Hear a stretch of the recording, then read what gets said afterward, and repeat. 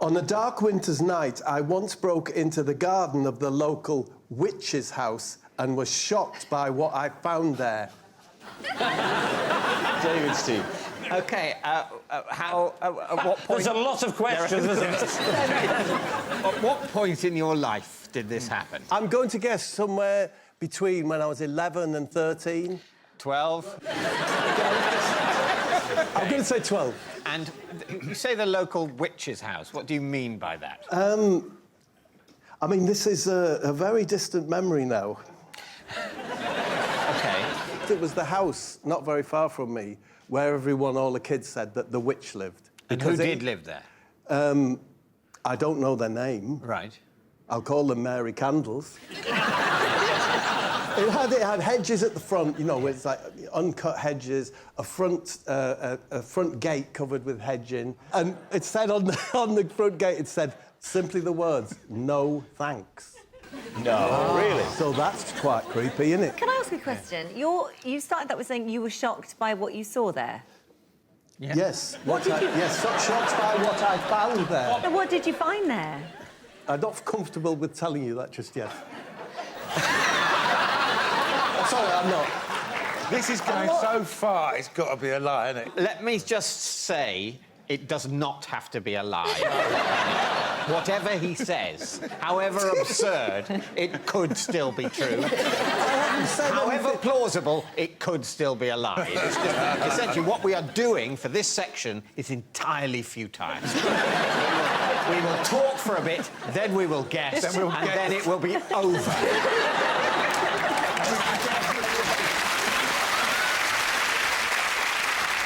So how did you come to go into this house? Who were you with? I was with, what was he called?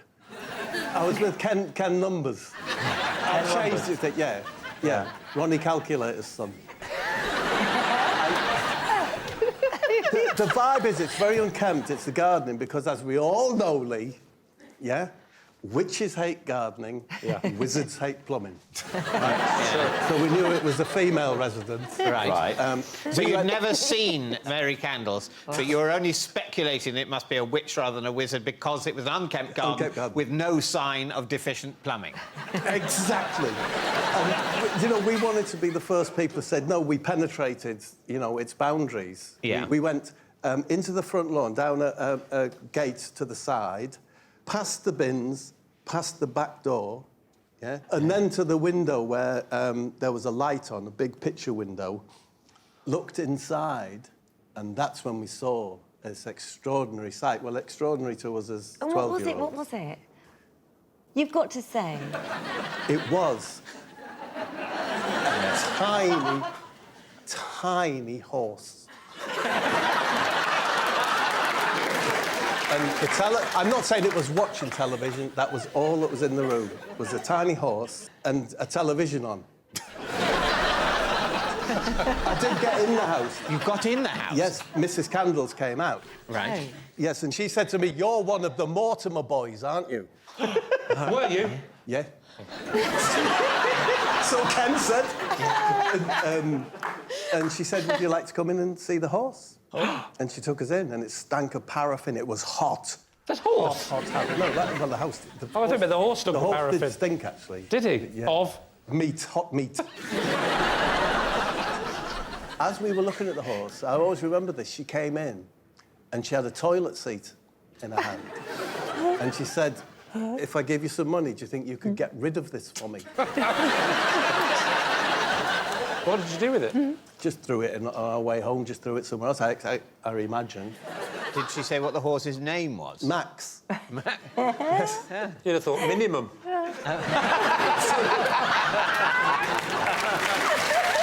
right, well, now, Suggs, what are you thinking about this? I mean, you know, it's so preposterous, but David's flung me by saying this is the way he carries on anyway. Oh, yes. Yeah, same. I mean, but no, I'm saying lie, of course. You say it's a lie. It was when you said the horse smelt like hot meat.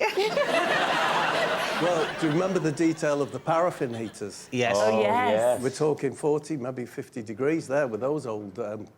40 or 50 degrees centigrade. So we're talking like the temperature of the desert in Saudi Arabia.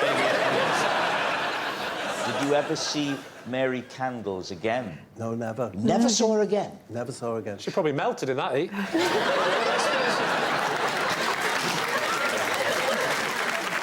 All right, what are you going to say then, David? Do we think lie? I think it's a lie. I think it's a lie. I think it is a lie. All right, they're saying it's a lie. Now, we should bear in mind that when it comes to Bob, David has a very poor track record. Let's see if he can be better tonight. Bob, truth or lie? I was telling the truth.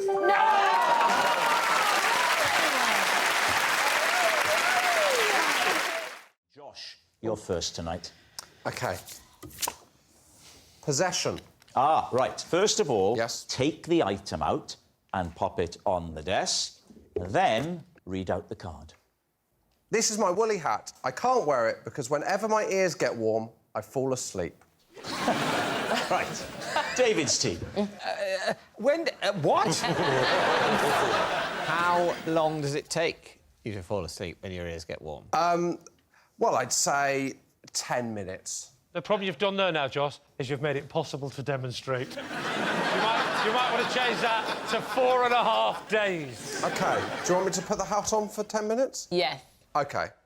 And have you had many embarrassing situations with this as a Well, I'm problem? currently wearing it on primetime TV. Yeah.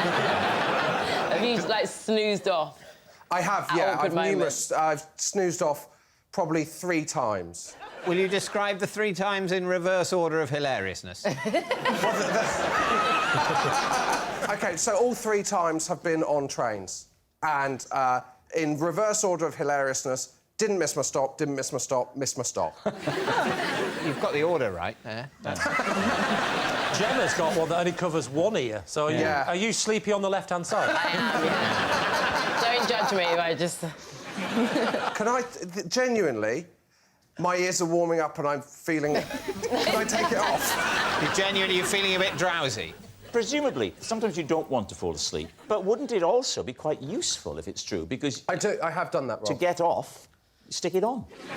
I can honestly tell you, Rob, that this has never helped me get off. I don't think anyone would get off if you wear that. Oh, so soon in the show, Sophie. There's 7 billion people on this planet.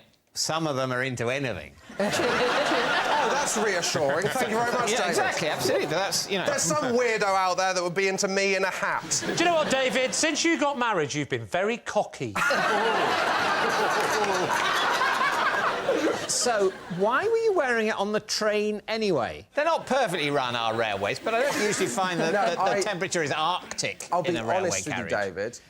Don't insult me with that phrase, because we know the format is you may not be being honest, and I won't hold that against you. It's a parlour game. You know. Okay. You're not denying an affair. You know. You're not denying it? Josh Widdicombe fails to deny affair. This sounds crass, but I wore it on the train because I didn't want people to recognise me. So you thought the way of detracting attention is to put on an enormous bobble hat. What are you thinking, Gemma? I don't think this is true. I think it's a lie. Yeah, it's got to be a lie. Who falls asleep by putting a hat on? I think it might be true. Oh. But I'm not going to overrule my team. Because Never. I'm just going to... You don't have the strength of character for that. I don't know. OK, so they're saying it's a lie. Josh Widdicombe, truth or lie? David, it's true.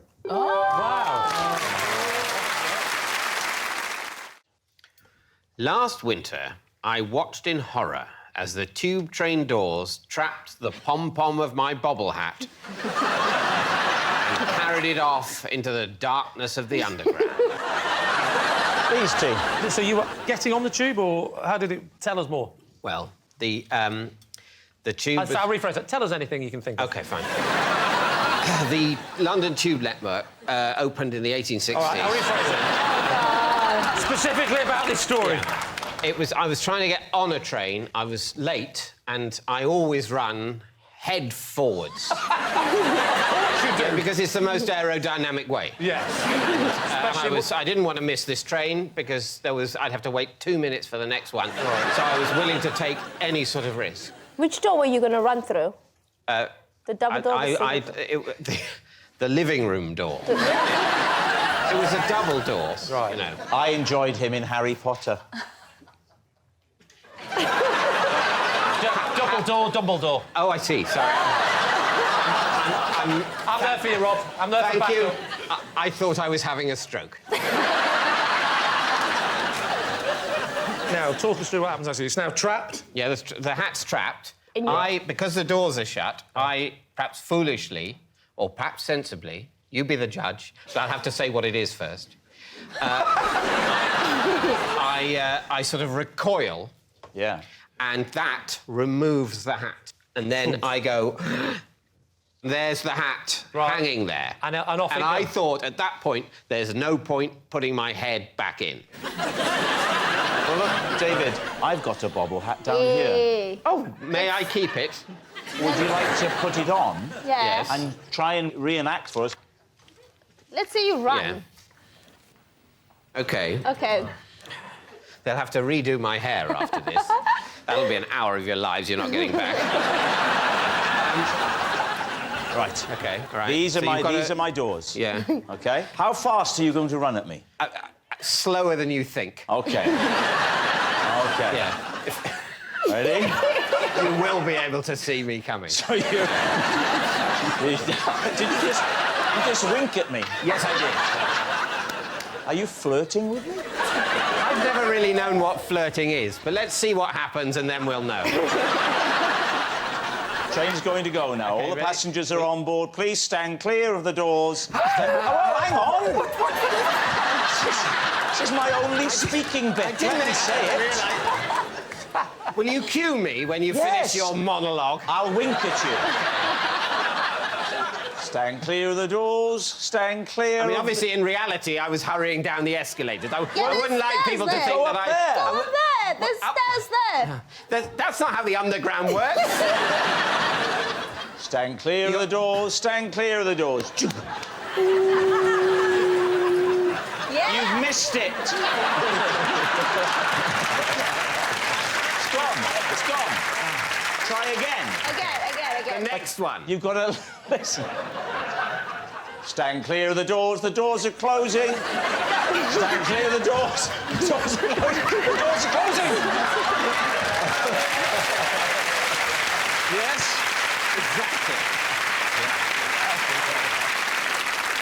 Exactly. Lee's team.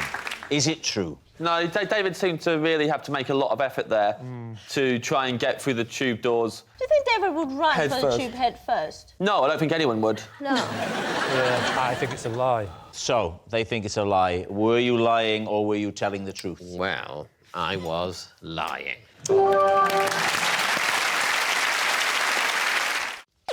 It's Stacey.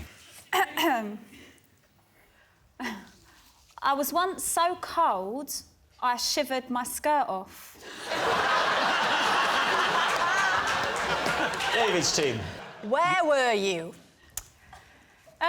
So I was round my cousin's house and we were all outside and, you know, we were all showing off. Everyone was having a beer. When was it, Stace? I was probably about 15, 16. And anyway, so everyone was out on good form and then it just turned quite cold, you know, that transition from day to night, it gets a bit chilly.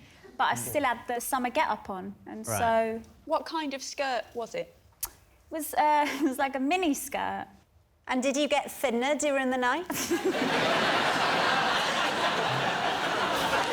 think actually a couple of lads had come to meet us on their bikes, and so we're talking... What sort of bikes were they? It's great when someone's so London that they've got 2 syllables for bikes. I'm actually Luton. I mean, we've got a German guy, a Northern guy, and 2 Welsh individuals here, and we've only picked up on my accent.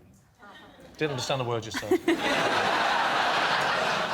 Yes, we were all just talking, and then I was talking to this lad, and I really quite fancied him, actually. And then I was sort of shivering, and I shivered my miniskirt right off, and I didn't even realise. And, like, everyone was laughing. Yes. Yeah. Well, no, I've...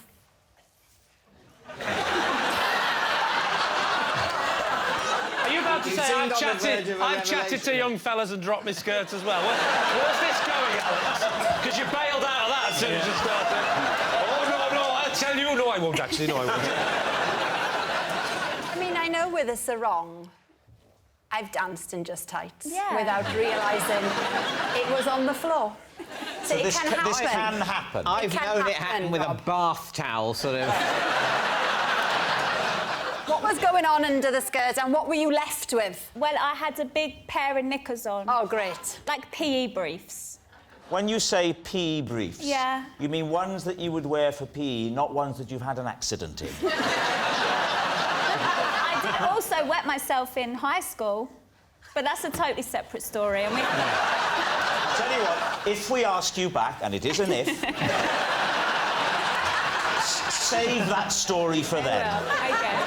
So you didn't notice. No, So well- what alerted you to it?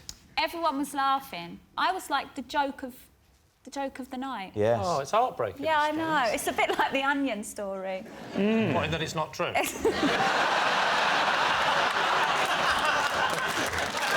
What do you think, David? I mean, she's painted a vivid picture. I think, you know, the combination of...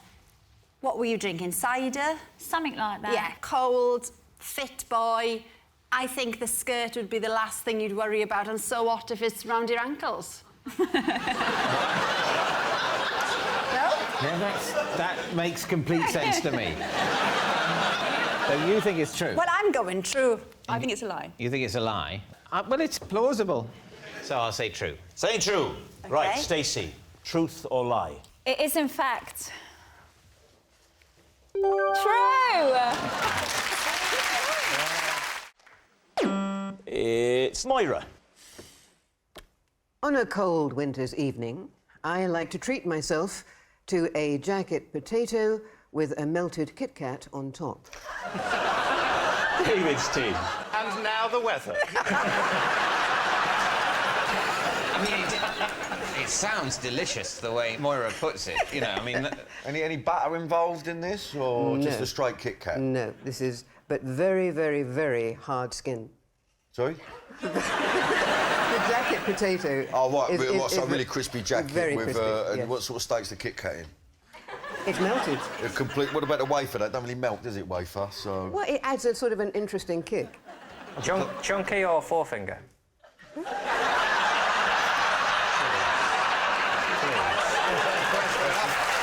enough. Sorry, you'll have to excuse John. He's not been speed dating before. I only know the double Kit Kats. You've not heard of the classic four-finger Kit Kat? Look, times are hard. When did this start, Moira? How did you discover this? Ooh, about 3 years ago. Really? And what sparked it off? I thought I like jacket potatoes. Who doesn't? I've done the tuna. Who hasn't? Let me try the Kit Kat. Why not? It's the next one, isn't it? Stage, yeah. Tuna Kit Kat. Have you ever heard, Moira, of cheese? Just a couple of years ago, someone introduced you to it. Go, listen, you want to whack a Kit Kat on the jacket potato? I don't think anyone Moira knows has ever used the phrase whack a Kit Kat on a... I don't think Moira knows anyone at all. Am I right, Moira? Can I ask more about the cooking process? It's very, very lengthy. Moira, don't push it. I mean, obviously, of course, but at the end of it, you've got a jacket potato with a Kit Kat on it, so it's worth hours and hours of work. You blast it in the microwave, then you put it in the oven for, about 20 minutes. Then you halve it, then you slap the Kit Kat on top, do another 10 minutes. So what do you think, David? Is she telling the I think truth? it sounds like a disgusting meal. Am I the only one that thinks that actually sounds really nice? I quite like that. I like cars and I like chips, but I don't drive over my chips. Not everything that you like should be mashed together in the same... That's Rich coming from 8 out of 10 Cats Does Countdown.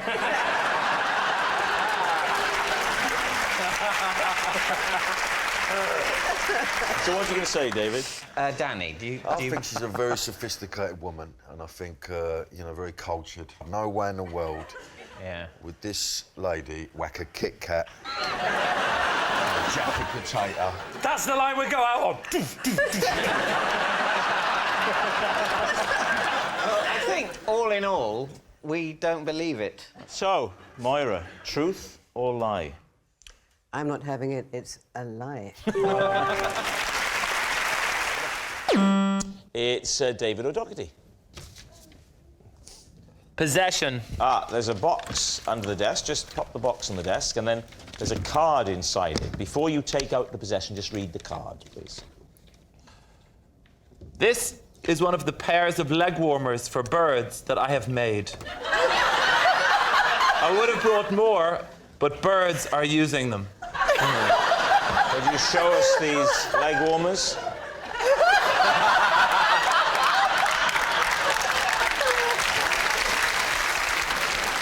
I live beside the canal, and the swans are very unhappy around there. The swans? You've tried to put a leg warmer on a swan? He hasn't tried to, he succeeded. How the hell do you... A swan?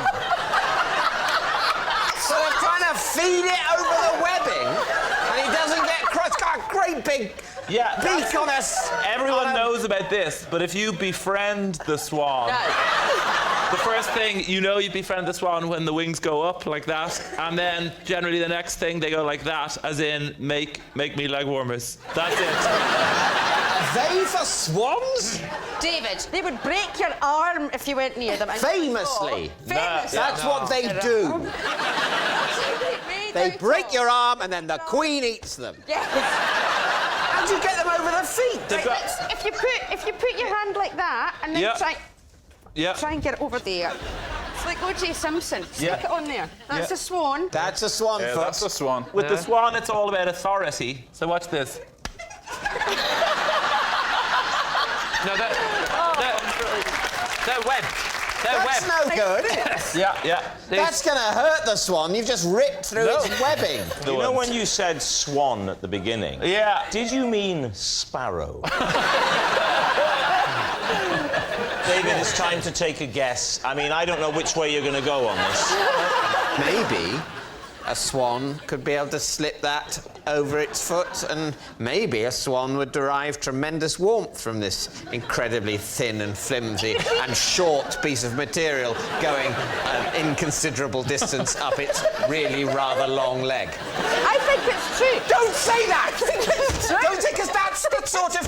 That's what happens to your mind in this game. You say, and you start thinking, oh, yeah, of course, the fact that he said swan and it seems impossible is exactly what's so plausible about it.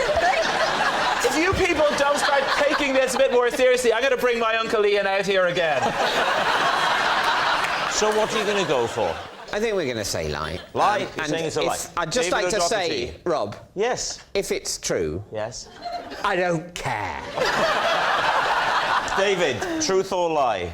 I'm afraid my tale of swan leg warmers is a lie. Oh, thank God. Who'd have thought it? Who'd have thought it? Yes, it's a lie. David doesn't make leg warmers for birds. It's David. Possession. Ah, right. There's a box under your desk. Now then, take the item out first. Lift the box onto the desk.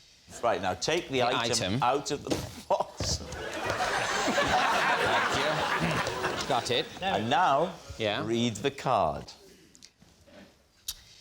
Last Christmas, my brother bought me this iPad. I've never turned it on, but I have used it to kill a wasp and carry 3 mugs of hot chocolate. Please, team. Right. Who are the mugs of hot chocolate for? Go.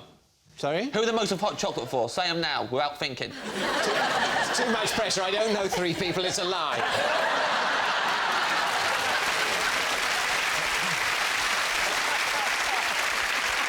Who were they for, David? They were for my wife, for me, and for my mother. Where were you taking them to? I was taking them from the hot chocolate making room to the hot chocolate consumptorium. Kitchen to living room? Yes, that's it. Did you kill the wasp with the glass side or the non-glass side? The non-glass side. OK. How hard did you hit it? Well, it's dead. It wasn't like a great sweeping, you know, smash. Was it mid-air? It was more of a sort of a press and lean. I lulled it into a false sense of security with my terrified whimpers, and then at a certain point it settled on a flattish surface, and then I went in with the press and lean. If you kill a wasp, you don't slowly press it like a psychopath. He only said that he does the push and press because he knew that there wasn't any dints on it. No. I'm not saying I like gradually. As soon as I was pressing, I pressed quickly. I didn't want to extend its suffering. I wasn't whispering stories about, do you find the room is getting smaller, Mr. Wasp?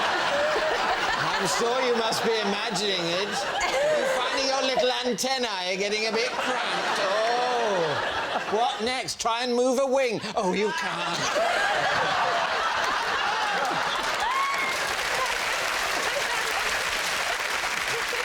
It's time to take a guess. You say it's a...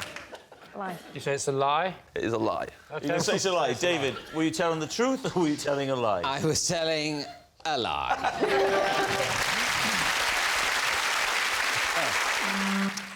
It's me.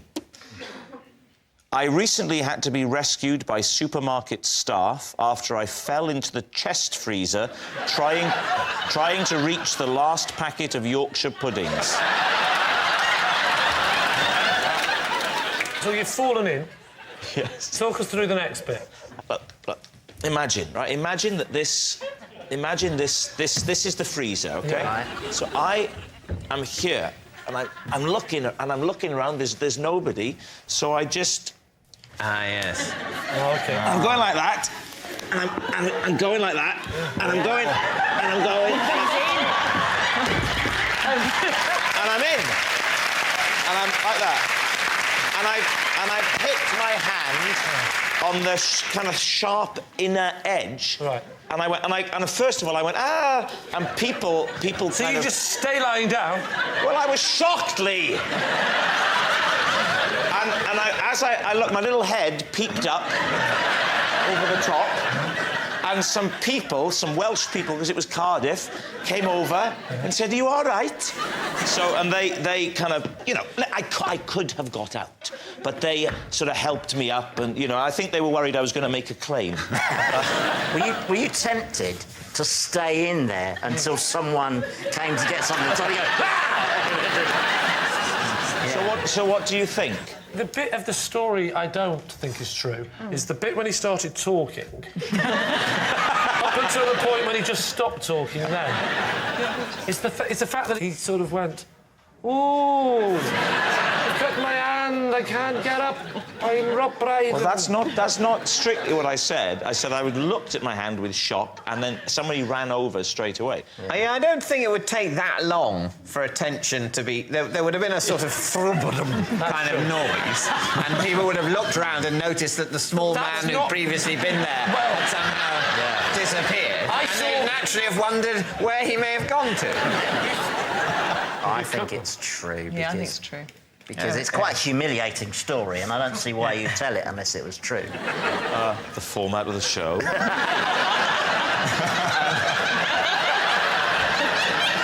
I don't see why you'd tell it if it wasn't true. Andy, I really think you've been missing something this evening.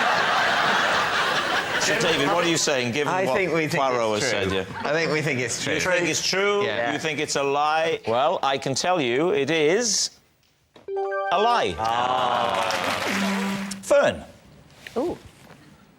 Possession. Now you have a box under the desk. We'd like you to get out, please. That's it. Open it up.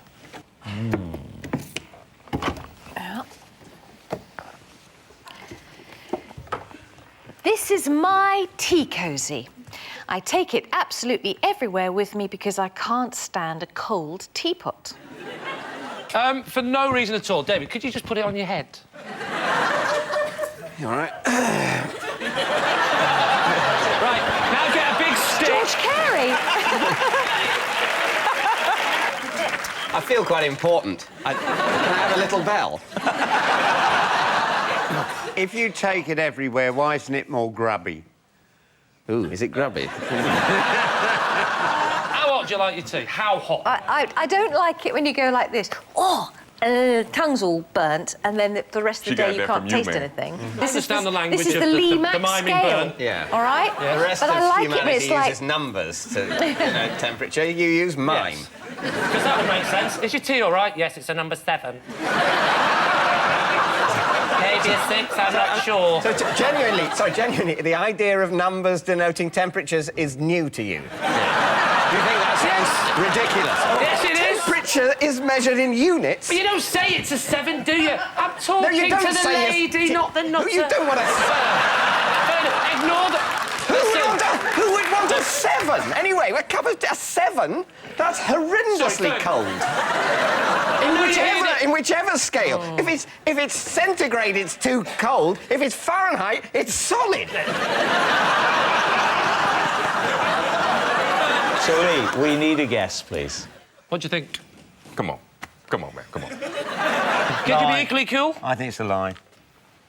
OK, so that's a lie. You're saying it's a lie? Fern, is it true or is it a lie? It's true. Oh! Why do you do that? Yes, it's true. That is Fern's tea cosy, and she takes it everywhere with her because she can't stand a cold teapot. Hey, that Showbiz really is rock and roll, isn't it?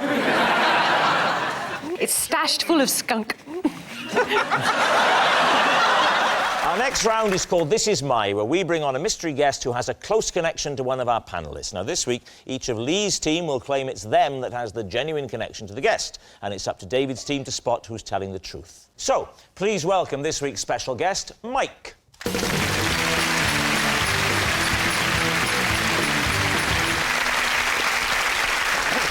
So, Barry, what is Mike to you? This is Mike, who is one of the 3 kings who came to visit me at Christmas. OK. Miles, what is Mike to you? This is Mike. We were once told off by our neighbour because our snowman was using up too much snow. Right. And Lee, what's your relationship with Mike? This is Mike, and last year I ordered my Christmas turkey from his farm, but I never got to eat it because I formed an unbreakable bond with the bird. So there we have it. Barry's Christmas king, Miles's fellow snow hog, or Lee's turkey trader. David's team, where would you like to begin? So, Barry, your story is unclear at the moment. Are you saying that you're the baby Jesus? No, it was Christmas, and 3 kings visited me. Kings, what countries were they king of? They were not kings in the regal sense at all. In what sense were they kings? In sense of their name. Their surname was King? Yes. I get it now. Suddenly it's more plausible. Here we go again. What are the names of the 3 kings? Mike. Phew! Tony. King. And Dennis. Dennis King. Dennis King. It's a very warm memory I've got of them visiting. I was in hospital. They visited you in hospital? Yes. Can we ask the nature of your hospital visit, or is that too personal a question? Oh, there might be people eating and watching this. There won't be anyone watching it, but there might be people eating. I was bandaged up extensively. Like a mummy? I was. That's true. You were bandaged all over? Yes. But you don't think it appropriate to say why? Well, if you insist. Yes, we do. Eczema. Oh. Happy Christmas time. Happy Christmas time. Happy Xmas.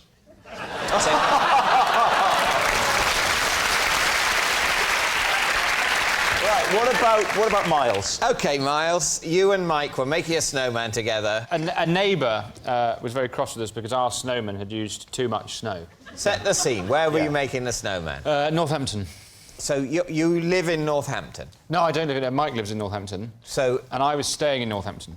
And why were you staying with Mike? Yes, because he rents rooms to actors. So what was the play you were doing in Northampton? It was called The Way of the World. Right. And you were staying with Mike? That's right, yeah. How did the topic of building a snowman with this relative stranger Say relative stranger. I was up? staying in Mike's house for 2.5 months. What would happen? I would go back to the digs after the show, and Mike would often still be up and say, "Oh, I've just opened a bottle, and do you want a glass?" So I'd sit and we'd chat about how did it go, and I'd say, "Oh, Mike, it was another absolute triumph." And, So you got to know Mike, and then one day it snowed, and Mike said, "We're friends now." And at that point, words weren't necessary. You both looked at each other. Come on, Mike. So it snowed. Yeah. And who brings up the subject of building a snowman? Oh, well, Mike smokes, so he would go outside on the doorstep. And one day when he noticed the snow. Well, he hadn't looked out the window at that point because I was telling him theatrical anecdotes, so he was absolutely riveted. He would have no reason to look anywhere other than straight at, whichever part of my body I was using to tell the story. Which parts of your body can you use to tell stories? He's a proper actor. He tells stories with his whole body. It's not just neck-up cynicism. But so Mike hadn't noticed the snow. He went outside. He said, "Do you know it's snowing?" And so I wandered out, and I was like, "Oh wow, I haven't made a snowman for ages." And we were talking about making snowman, and I said, "You know that thing when you start rolling snow and you can make a snowman really big really quickly because you roll it and it starts picking up." And I started demonstrating. But only if the snow has already lain and you said it's snowing. Thank you. Yeah, but how? I think what you're underestimating, Miranda, is the length of Miles's anecdote. It starts snowing, and then the anecdote finishes. It's about 6 feet of it. Now it seems more plausible. Yes. Right, and then what happens? I used the snow from probably about 3 or 4 houses. I've used all that snow to make one enormous, ridiculously large snowman. And then what happened? Because then there was an altercation. When I ran out the house the next morning, a chap that lived like 2 doors down said, "Did you know who built the snowman?" I said very proudly, "I built the snowman." And he said, "Well, you've used up all the snow, haven't you?" Does this house have a back garden? It does, but the back garden has multiple, lots and lots of locks, whereas the front one, you wanted a cigarette, so you just... Sorry, why did he have so many locks on his back door? Well, because people are more likely to break into the back... You must know this. People are more likely to break into the back of the house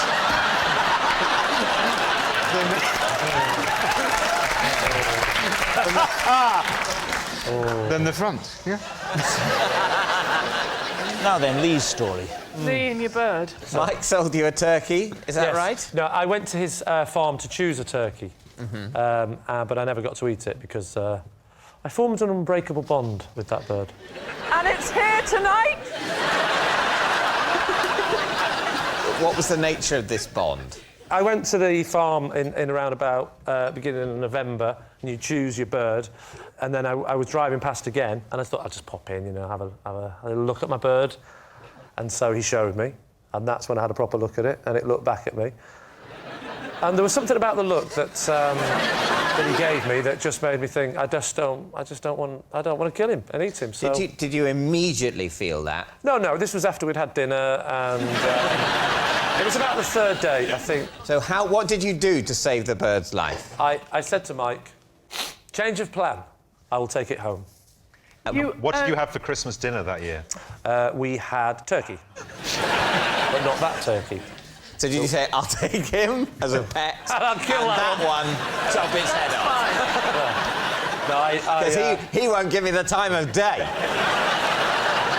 So where do you keep a turkey? In the first place, in the shed. I cleared away all the sharp implements. Bit of potpourri in a bowl. If you're not going to take my story seriously, Stephen, I don't want to talk to you. How did your wife react? She was well, she, as you know, lives in the shed as well, so she was... she wasn't happy, and she said, I think it's time I made a move into what she calls the house. So I let her in the house. What did you call the turkey? Istanbul. Istanbul? Why? It's in Turkey. Turkey. Right, so, David's team. Is Mike Barry's Christmas king, Miles' fellow snow hog, or Lee's turkey trader? I'm all about Miles. Yeah. In every way. I think it's Barry. Do you? Do you? Do we think Lee is definitely not... We think Lee is definitely not true. So you think it's Miles? I think it's Miles. Stephen's saying Miles. Sometimes I'm saying Miles, sometimes I'm saying Barry. I'm confused. It's Barry. You say it's Barry? OK. Mike, would you please reveal your true identity? Yeah, I'm the Mike King with the three kings who visited Barry on Christmas Day. Yes, Mike is Barry's Christmas king. Thanks very much, Mike. Thank you.